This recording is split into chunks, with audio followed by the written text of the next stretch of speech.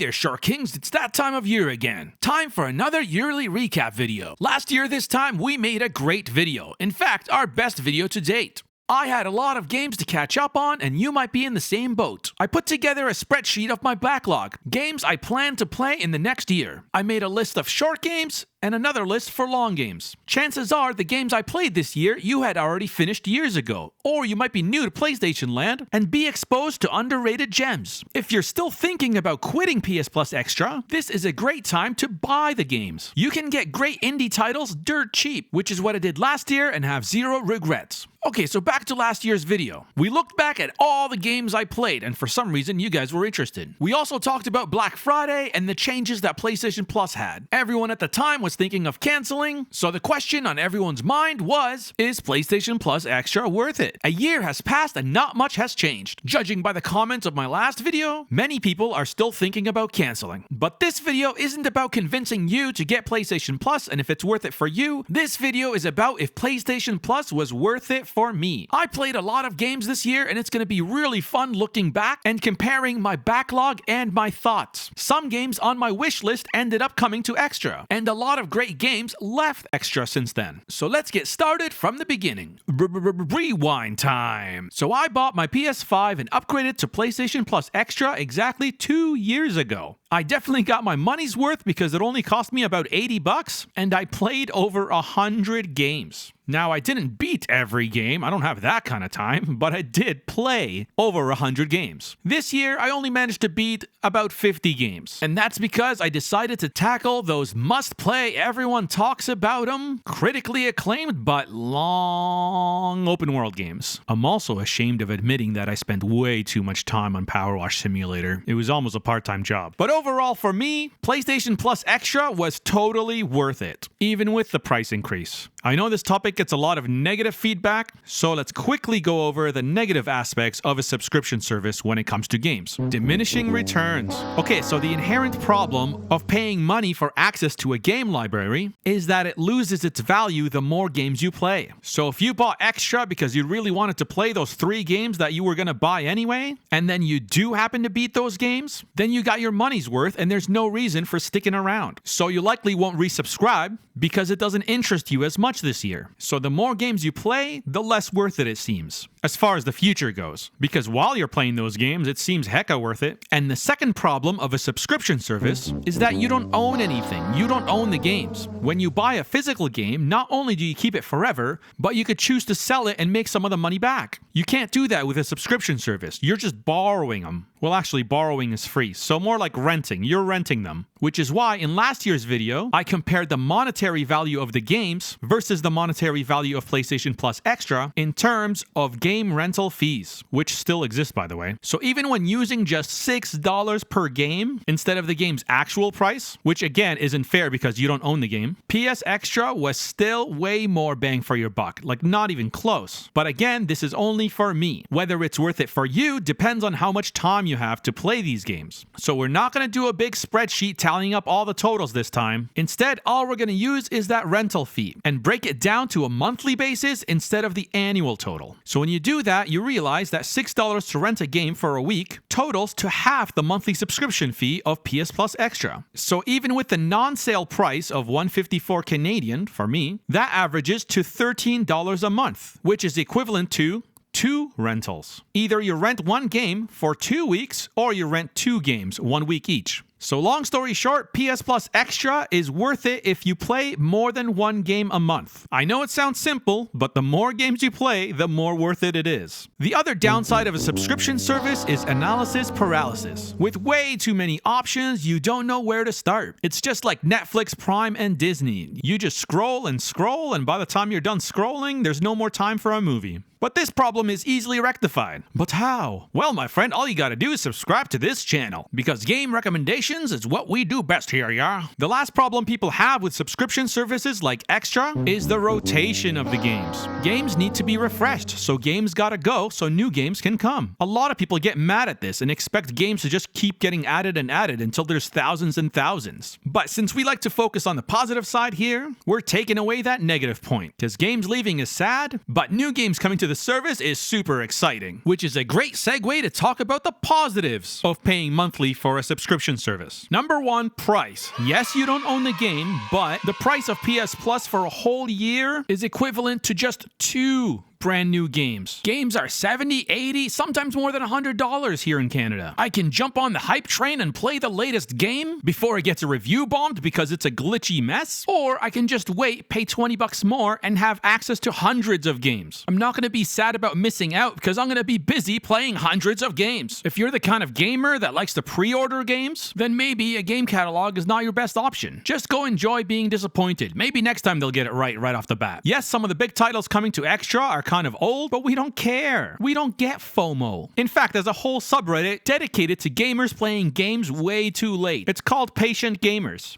It's kind of wholesome. Again, when it comes to the price, we don't have to use the brand new price. It's still worth it when comparing it to just a $6 rental. And if you're the kind of gamer that does get FOMO and you want to experience the latest game right away, upgrade to premium. There's game trials there. Then you can experience for yourself that the game is not worth the hype. Instead of wasting $100, it's only like $20, $30 extra for premium. The other positive of a subscription service like PS Plus Extra is it exposes you to new games you would have never tried by yourself. And this is especially true for short games.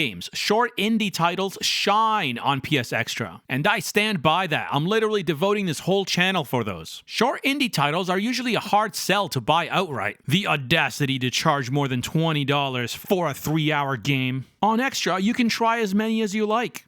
And you should. There are so many great short games. This is where all the innovation is happening. This is where all the risk-taking is happening. AAA studios have become way too accustomed to mediocrity. They get a hit on their hand and they repeat the exact same formula time and time again, and players keep buying those same games. It's like a Nickelback song. Just release the same thing over and over and they won't notice if you change the lyrics. As long as people keep buying them, they'll keep producing them. But let me ask you this. Have you ever seen anyone wear a Nickelback shirt? Where are these fans? So if you're tired of spending hundreds of hours in open world games, completing meaningless side quests that don't add to the story, and literally doing chores for a virtual boss because he told you to, then give short games a try. It is such a breath of fresh air. You have no idea how satisfying it is to start a game and end it in the same play session 3 to 4 hours later. Or even less. You'll soon realize that a lot of these very short games have way more memorable and impactful stories and characters than a lot of the AAA big games out there.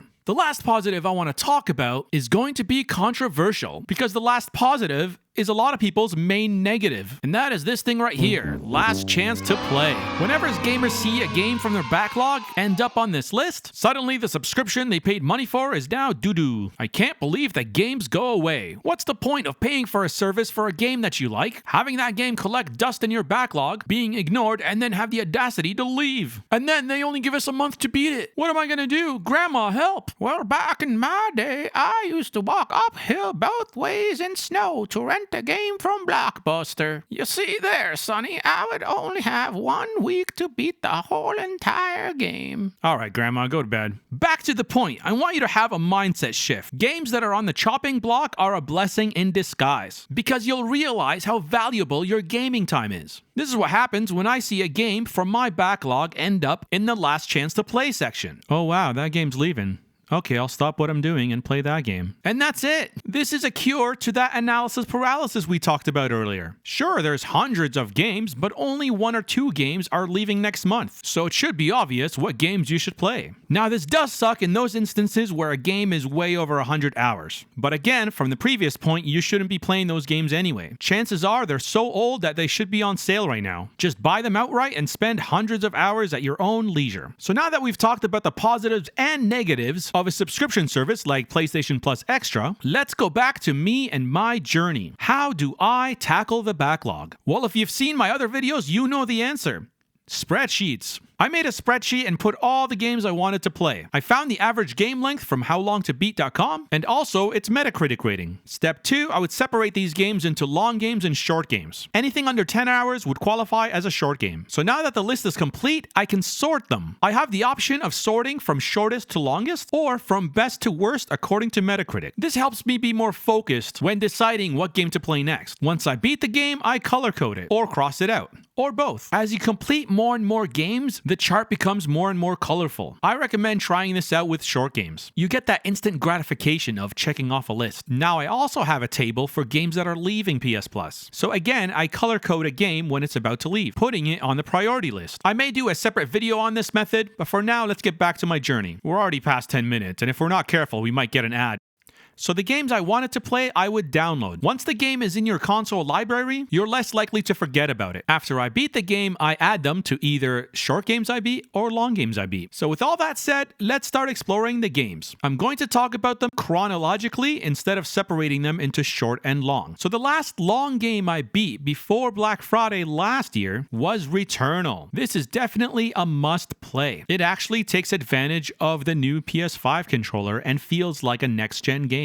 But this game doesn't count because I beat this game before my subscription expired. I obviously renewed after having such a great first year, so here is the first game that I played and beat. Yakuza 6. At this point, I had played 1, 2, 0, and Like a Dragon. Since this was the last Yakuza title on the service, I jumped on it right away because I know these games could easily go into 100-hour territory. Now, since this game did leave, I feel like I shouldn't dwell on it because I can't recommend it because it's no longer on the service. Also, you need to play the first ones to understand this one. But if they do come back to extra, I highly recommend you get into the Yakuza franchise. Yakuza 6 had a score of 83, and it takes at least 18 hours to beat, and that's if you ignore all side quests and just rush through the main story. Next one was a weird one, but a strangely addictive one. You're cycling down a mountain. There are two options. You stay on the path, or you take more dangerous shortcuts that will shave off some time. This was a fun game for me, but it's not going to be for everyone. Lonely Mountains Downhill has a rating of 84, and it is one of the only games where I've seen the Metacritic score change in less than a year, because when I first added it, I swear it was in the 70s. Lonely Mountains will take you about 6 hours to beat, or you could just get lost in it for a whole 35 hours. The next game I beat is kind of cheating, because A, it's not on PS Plus, I actually bought it on Black Friday with a deep discount, and B, I didn't even beat it. My girlfriend did. I bought it for her for some quality backseat gaming. She loved every minute of it, and you will too. I'm hoping and predicting that this game will come to extra in the next year. A Short Hike has a whopping score of 88, and it will take you a whopping 2 hours to beat. Or if you're crazy and you have all that time on your hands, you can spend 5 hours to platinum it. This is on par with Edith Finch, which also had a score of 88 and was beatable in 2 hours, as the best bang for your hour. I really hope it comes to extra. Next on the list are the Middle-earth games, Shadow of Mordor and Shadow of War. Both of these games were on the chopping block, which was quite the time crunch. I think there was only 5 days between beating one and beating the other. Luckily, it was Christmas break, so I didn't feel too guilty about a 6-hour plus session. So let's briefly talk about these games. The main reason to play such an old title is because of this thing called the Nemesis system. Now, Warner Brothers invented and patented a game mechanic. I didn't know you could patent those. Imagine patenting, open up a chest to reveal a prize. So what this system does, essentially, is every time you defeat or are defeated by an enemy, they actually remember that fight. So if you lost to them, they will taunt you, and if you defeated them, there will be an obvious physical characteristic. You maggot! Oh, my sweet! You keep returning to me! You're so loyal! Now die for me again! Like if you chopped off their arm, they'll come back with the metal arm. This kept the open world title fresh, and your actions carried way more weight. It's too bad Warner Brothers got greedy, because so many games could have benefited from this system. The next one I think was a kid's game, but it was really cute and inventive. Lost Words Beyond the Page is about a little girl and her diary. She makes up characters and you're able to play as these characters. What makes this game unique is that you can use words to alter the environment you're in. This was a really cool mechanic that I was happy to see come back in a more polished way in the Plucky Squire, which we'll talk about later. Lost Words got a score of 74 and takes about 5 hours to beat. The next game I beat also had a unique mechanic, and it was about 5 hours in length. What made CARTO unique was the map. You can shift and move the pieces of the map around, and the world around you would magically change, sometimes revealing hidden secrets. CARTO had a rating of 79, and it took about 6 hours to beat. I was loving these cute little short games, and the next one was a bit of a surprise. Unpacking seems like such a simple concept. Open up the boxes and put things away. It's really funny to think about someone putting off putting away their laundry or moving in in just to play this game. Hey Billy, could you put away your clothes please? Not right now, Mom. I'm playing this game. What's your game about, dear? I have to put away clothes. The surprising thing about this game is that there's a story. Each level shows the progression of the lead's life, from her room living at home, to her college, moving in with her boyfriend, and more. The little details of all the items she has tell a surprisingly emotional story. A story that you might even miss if you don't zoom in far enough into the photos. Unpacking has a rating of 83 and it only takes 3 hours to beat. And it's also no longer an extra. Next one was a big one that was on my list and had no idea what to expect. I think it was leaving extra in January, and I finally got to play it and see what all the hype was about. Devil May Cry 5. Now, I hadn't played any of the other games in the Devil May Cry series, but I did play Bayonetta back in the day. This game was a wild ride. It was like a crazy anime and the big budget action movie. The controls were accessible to beginners, but you could dive really deep into some complicated combat. Overall, it was probably the most stylish game I played all year. Devil May Cry 5 had a rating of 89, and it takes at least 11 hours to beat. Upwards of 69 if you go for the platinum. After taking a break from the open world games and playing so many nice cute short games, my palate was cleansed and I was ready to jump back into a long adventure. I had to try one of the big titles. Sony's own Horizon Forbidden West. This is arguably, or was at the time of release, the best graphics on PlayStation 5. I spent so much time in this game's photo mode. It was insanely detailed. The story was decent, but not as strong as the first one. It took a while to get started, but once you get a certain mount, you'll be flying right through this game. A lot of the side quests were forgettable, and I don't recommend getting the platinum like I did, but it is a game that must be experienced if you have a PS5. You'll often find yourself just stopping the gameplay entirely, in awe and wonder of your surrounding. Breathtaking visuals. Time to go for camera mode again. Horizon Forbidden West has a score of 88 and it allegedly takes only 28 hours to beat. It takes up to 88 hours to platinum it. After the huge time sink of Forbidden West, I was ready for another short game. You gotta cleanse the palate, my man. Open world fatigue is a real thing. Superliminal was an unexpected treat. It was probably the most visually unique game I played. It takes visual video game language that you're familiar with and turns it on its head. It is a puzzler that is worth trying, and it deserves a way better score than 74. Come on, Metacritic. Superliminal takes only 3 hours to beat, so a lot of the games have left extra by now. But the next one is a rare case where something left extra came to essential a few months later. GHOSTWIRE Tokyo is a free game for all members of Extra this month. If you haven't played it already, it's a supernatural game that takes place in Tokyo, and the graphics are gorgeous. It is an open world game, so it might be a bit overwhelming at first, but if you're gonna play anything, play the school missions. The side content missions that take place in the school are better than the entire game. I'm not sure if this was a DLC or not, but wow, this is some creepy stuff. You just gotta try it. I mean, try it right now, it's a free game. GHOSTWIRE Tokyo has a critic rating of 75 and it takes about 11 hours to beat, and double that if you want to go for the platinum. So because the last game was an open world game, I needed a break, a palate cleanser again. GIGABASH is a really silly game, and it's not everyone's cup of tea, but what it does best is multiplayer mayhem. It has kaijus and giant robots, and you duke it out Super Smash Bros. Styles. It has a rating of 73, and it only takes 3 hours to beat the main campaign. Back to open world games and back to Japan, because we're ready for Judgment. You don't need to play any of the Yakuza games to understand Judgment. It's a standalone story, but in the same universe. In fact, the same exact city. The protagonist has his own vibe, which is quite a bit different than the protagonist in Yakuza. If you don't know what to expect from these kind of games, prepare for an amazing story that rivals any Netflix series, like way better in fact, with the occasional silly side content. But they do tone it down in this one compared to the Yakuza series. Up next is Hotline Miami. You've probably seen the cool art while you're scrolling and wondered what it's all about. This is what Hotline Miami looks like. It's a top-down shooter and you can't get hit once. You're expected to clear out a whole building full of Russian gang members. It's raw, brutal, and has lightning-fast gameplay. It's all about studying the enemy AI, and learning from your mistakes. Hotline Miami has a score of 85 and can theoretically be beat in 5 hours. The next game I beat was Civilization 6. If you've played any of these games, you know what to expect. Seems boring to watch, but your 1 hour session can quickly turn into a 10-hour session if you're not careful. Rule the world through peace, trading, or total war. These kind of games totally suck you in. Don't get me wrong, it's a great game for what it is, but I spent countless hours on this instead of other games with an actual story. It was on last chance to play, so I kinda did a speedrun of it and it wasn't very enjoyable. It was a grind. Civilization 6 has a score of 88. The fastest you could hope to beat it is 23 hours, but it can suck you in for 330 hours if you want to get completionist.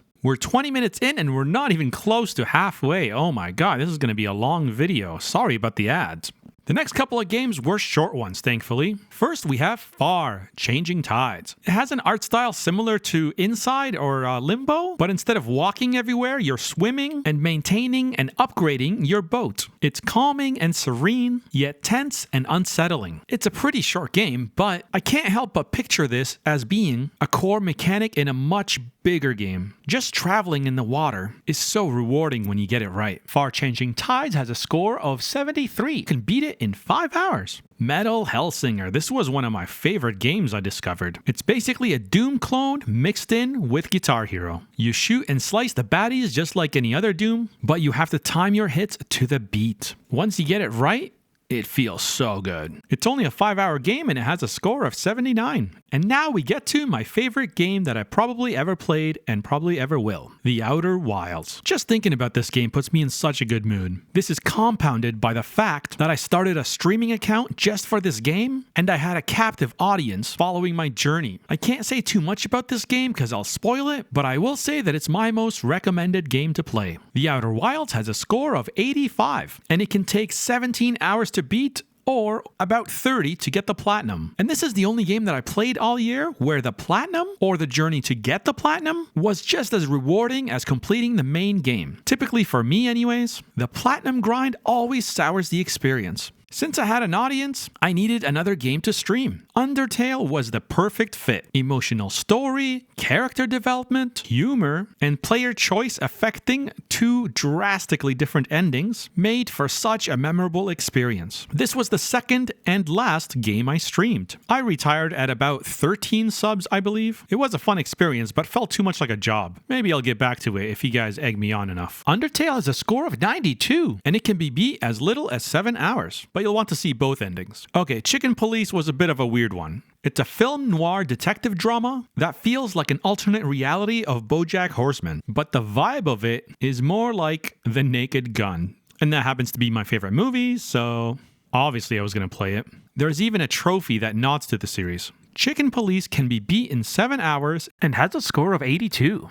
So now we've looped around and we're back to the game of this month. It Takes Two is the best co-op game of this generation. And by co-op, I mean couch co-op, the best kind. Now this game wasn't on Extra because we got it at full price when it first came out. Me and my girlfriend played it for 2 years and it eventually did come to Extra. And then it left Extra and now it's on Essential. I highly recommend playing this with your girlfriend if you have one, because it's all about making relationships stronger, unlike Overcooked 2, which I'll talk about later, which is pretty much a divorce simulator. It Takes Two has a rating of 88, not to be confused by It Takes Two, which has a rating of 8. You can expect to spend 15 hours on this game, but that's if you know what you're doing. Teardown. Teardown is another game that I was thinking of buying. I might still buy it. It looks like Minecraft with a cooler hairstyle, but it is completely the opposite. We're not building anything in this game, we're tearing things apart, blowing things up. Although this game has a pretty robust sandbox mode with dozens of mods, the actual gameplay will surprise you.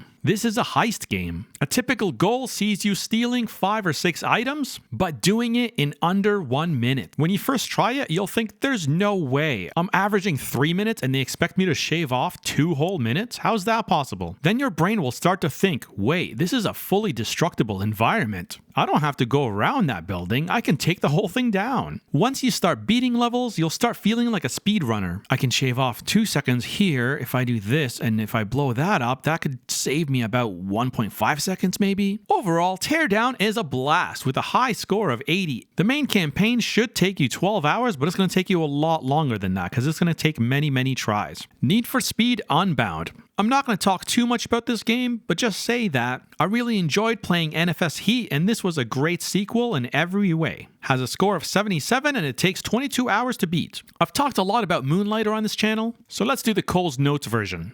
Dungeon Crawler meets Store Simulator. You go down in the roguelike dungeons, then you sell all the loot, but you have to determine the perfect price. Moonlighter has a score of 81 and can be beat in 13 hours. Dodgeball Academia. I don't know whether to classify this as a short game or a long game, because it takes 10 hours to beat. I had a fun time with it, but I don't know if I would recommend it to anyone else. Unless you like this sort of thing. Build your stats, learn power moves, and become the champion you were destined to be. It just feels like a high school anime with some sort of academia and perhaps heroes? It has a score of 77. The Talos Principle. This one was a weird puzzler. It really made you think, not because the puzzles were hard, but because they constantly quoted real philosophers. Like, speaking of academia, playing this game and reading all the lore made me anxious that there would be an exam on it the next week. The puzzles are really creative, and I highly recommend you play it. It can take anywhere from 16 to 30 hours to beat and has a whopping score of 88. Which brings us to everyone's favorite, Dave the Diver. It has a crazy high score of 91, putting it between Demon's Souls and Spider-Man 2. Don't be fooled by this indie-looking title though. It has so many chores and mini-games you'll feel like you're playing an open-world title. I tried streaming this game, but it was too much of a slow burn. Although when the main bad guy showed up, I realized he was based on a real person. But I'm not going to get into the politics of illegal fishing in international waters. I just found it interesting that a game where shark fishing is encouraged would make the self-proclaimed police of the international waters, where corporations can break the laws, be the main bad guy. So fishing to extinction to artificially raise the price of a soon-to-be extinct species is the protagonist of the story. And trying to stop species from going extinct in the name of profit is a big bad boss move. I don't know, it just reminded me of the whole Thanos was right meme. Sorry, I totally did get political. Then again, are there politics in international waters? I mean, there's no government.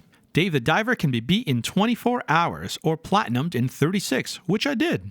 Tiny Tina Wonderlands, this was on my wish list. I played Assault on Dragon Keep, and this was a full-fledged long game. I love the Borderlands series, but I kind of like this a bit more. It has a score of 78, and it could take 16 hours to beat. Okay, this one was also on my wish list, and it came to Essential, but it's a pretty bad game. It's AEW Fight Forever. I know I upset a lot of people in the last video by saying under 70 was a fail, even though I'm right. A lot of people assumed I don't play bad games, and this should be proof right here. I beat the whole thing. It's definitely the lowest scoring game I played all year. Would you like me to tell you what it has? It has a score of 55. Just kidding, 64. What you say? Prodeus is a game that aims for graphic when that meme was popular. If you don't know who Group X is, you're probably too young for this art style. This was the gold standard of 3D shooters. Prodeus is a great game that combines vintage aesthetics with modern special effects. Particle physics, and just how smooth the game runs, looks so neat when played at a whopping 360p. Prodeus has a score of 84 and it takes only 7 hours to beat. The next game I beat was Call of the Sea. I thought this game was going to be a 2D platformer, but it was actually a 3D puzzler. The game was a bit painfully slow at times, but the story and the ending were really memorable. It's basically a walking sim. It has a score of 75, can be beat in 5 hours. Little hope, what can I say about these kind of games? Basically a clickable movie, the graphics are usually pretty decent, and the story and atmosphere is typical horror. Your QTE choices affect not only your actions, but your personality traits as well. Out of all of these games, I like this story the best. Little Hope has a score of 71 and can be beat in 5 hours. Lost Judgment is the sequel to Judgment. The gang is back together to solve a new mysterious crime. Wait, that made it sound like Scooby-Doo. It improved upon the first one in almost every single way, with a new fighting style and the addition of equipment which allow you to change your stats on the go. Some prefer the story of the first Judgment, but this one here is a banger too. It's a crazy interbranching cop drama that will keep you hooked for hours. And that's just the main story, because just like any other Yakuza game, there are a ton of side quests. Lost Judgment has a score of 82, and it takes 24 hours to beat if you just stick to the main story, which is impossible to do. Completionists will have their hands busy as it takes 100 hours. Okay, this next one I'm kind of ashamed of, because not only was it a monthly game, which I promised myself I wouldn't play so I could focus on extra, but it's not even that good of a game. Nonetheless, I was addicted and I spent way too much time on this one. POWERWASH Simulator has a score of 75, and it takes a minimum of 38 hours to beat. Oh boy, let's not talk about it.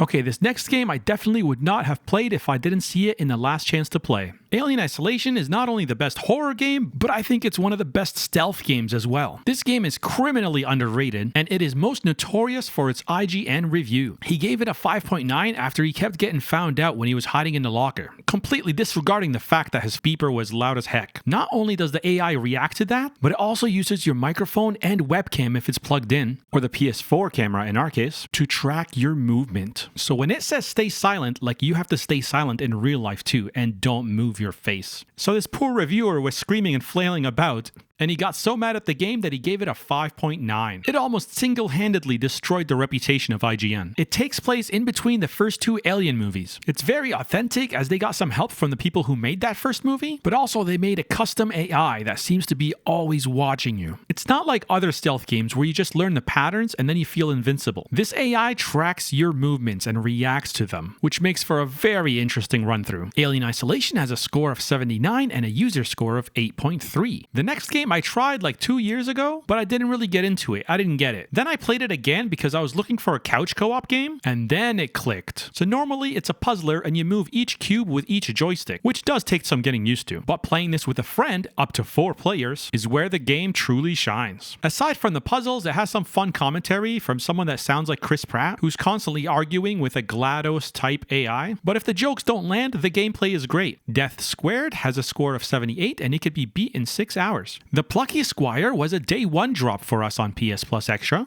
I did a whole review on it, so if you're interested, go watch that video. The PLUCKY SQUIRE is basically a 2D, 3D action platformer. I'm not going to talk about it too much here because there's too much to say. The PLUCKY SQUIRE has a score of 83, and it will take about 8 hours to beat. The Evil Within is one of those games where you see the box art and you're like, I wonder what that game's about. Should I try it? Nah, I'll just put it on the back burner. Well, guess what happened? It was on the chopping block on last chance to play, so obviously I had to beat it before it went away. It is a bit of an old game, but it is quite the trip. It will always keep you guessing and you never know which way is up, or what's real and what's not. It's psychological horror at its best, if you can get over the dated graphics. The Evil Within has a score of 75 and it will take you about 15 hours to beat. Dead Cells is a roguelite, meaning that every run is different. When you die, you start over. You do get to upgrade your abilities and weapons, so every subsequent run becomes a little bit easier. Dead Cells has such fluid combat. You'll love playing it, even if you're not good at it. It is a game that should be always on your system. I played it for months and months, and it always welcomes you back. The runs don't take that long, and it's such a nice break from other big games. Even after you beat it, there's still so much more to do. Oh, and I didn't even mention the best part about this game. It references other games. Like literally at one point I had the orbs from Slay the Spire, the nail from Hollow Knight, and I was dressed up as the chicken from Hotline Miami. Do yourself a favor and download this to your system. Dead Cells has a score of 89 and it takes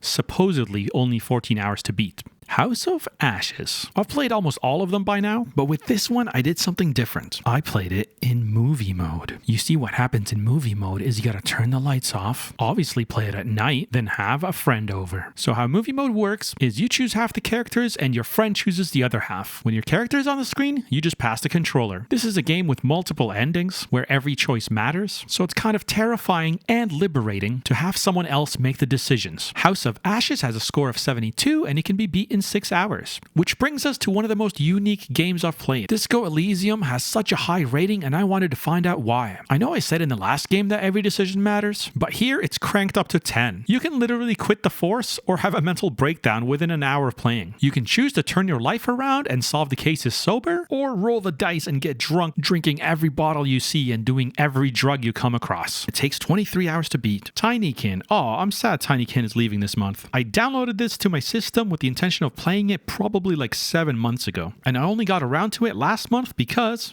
surprise, it was on the chopping block. I'm telling you, it's a great motivator. The movement is way snappier than I expected, and it's so fun platforming in so many different ways with your little TINYKIN. TINYKIN has a score of 78 and can be beat in as little as 6 hours. Okay, I was sure this one was leaving this month. It's the big one, Ghost of Tsushima. Yes, I waited this long to play it, I know, but I'm telling you, I'm not a fan of open world games. Nonetheless, I still got the platinum, and it's probably the last open world game I'll play for a while. The story is awesome, the combat is great, and the visuals are breathtaking. Like seriously, I spent so much time in the photo mode. Let's just show off my photo collection, and if you're interested in any of these for a wallpaper, maybe I'll provide them. Ghost of Tsushima has a score of 87, and it takes over 60 hours to beat. Well, actually, to platinum. You can technically beat it in under 25 hours. The next one was another game that we played for years and years, or at least it felt that way, because nothing ages you like the stress of working in a kitchen. My girlfriend and I played this game for months and months, taking huge breaks in between, and she had the misfortune to date someone who likes getting the perfect score. This game will test your relationship, especially if you don't have that whole communication thing down, but for others, it's a really rewarding experience when you get it right. You'll feel like such a good team. The good news about this is even though Overcooked 2 left, Overcooked All You Can Eat replaced it instead. So I'm sorry, girlfriend, but we're going to have to play the other ones too. We don't have to get the platinum this time. Which brings us to the last game I beat. I literally just got the platinum last night. It took a lot of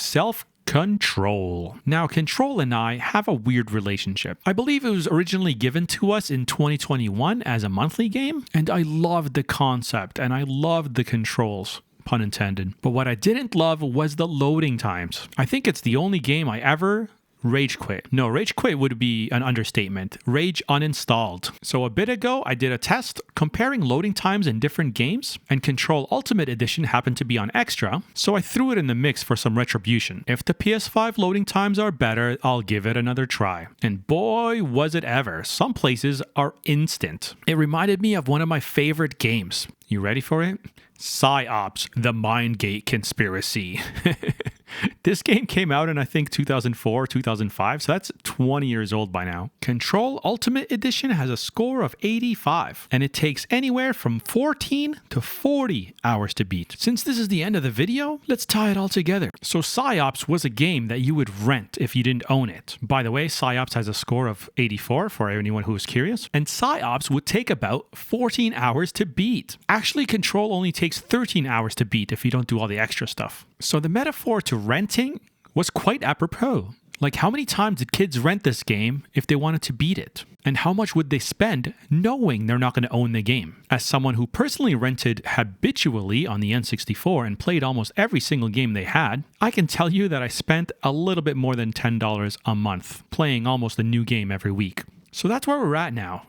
From PsyOps to Control, from game rentals to game subscriptions. It's the same formula, just no need to go outside in the cold, or wait in lines, or even worse, the game you wanted got rented by someone else. So I really hope you appreciate where I'm coming from, and I hope you appreciate how good we have it as gamers. We tend to see a lot of negativity and toxicity when it comes to gamers and their opinions. But that's because, just like anywhere else, there's a loud, vocal minority. Be a part of the change, and let's bring positivity back to gaming. I hope you enjoyed the video. It is a really long one, and I don't know how you stuck out through the whole thing. It's quite impressive. Let's bring the kids back in. Come on, kids. This guy right here watched the whole video. Insane. Let's give him a clap. I appreciate you hanging out with me and appreciate the recent boom in subscribers. Where are you guys coming from? So come join along on the ride. And until next time, be a friend, and I'll see you again.